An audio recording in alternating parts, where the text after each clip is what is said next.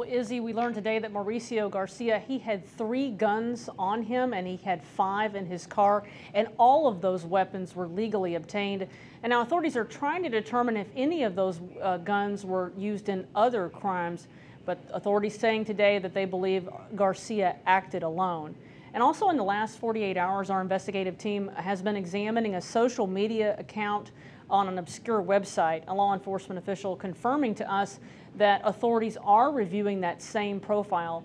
We found posts that talked about him being inspired by the coverage of other mass shootings, so we're opting not to show you the actual post. But what is clear is that he had planned this attack for weeks. He talked about scouting the mall, peak visitor times, and visiting the outlet mall last May and July. The first post is from April of 2020, and what follows are 3 years of racist screeds, Nazi imagery, praise of mass killers, and a photo showing a patch on a tactical vest reading RWDS, which stands for Right Wing Death Squad.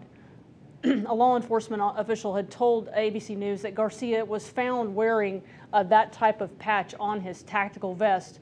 One thing we do want to show you is this picture of swastika tattoos on his chest and arm.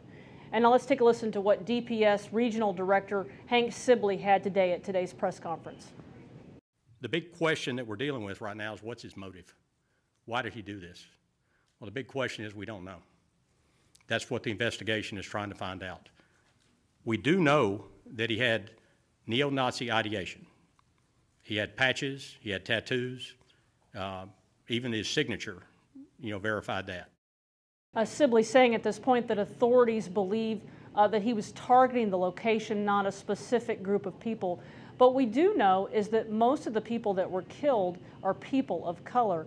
We also asked Sibley if this was a case of domestic terrorism, and Sibley responded that it was too early to say, but he said, quote, circumstantially, you might say something like that. Well, Tanya, what was anything else discovered from these posts that may shed some light on motivation or what happened?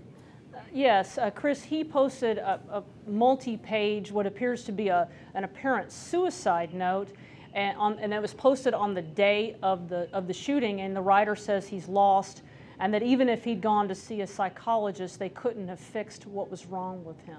Back to you. All right, Tanya, still so many questions that we need answered, and we know you and the Investigates team will stay on top of this.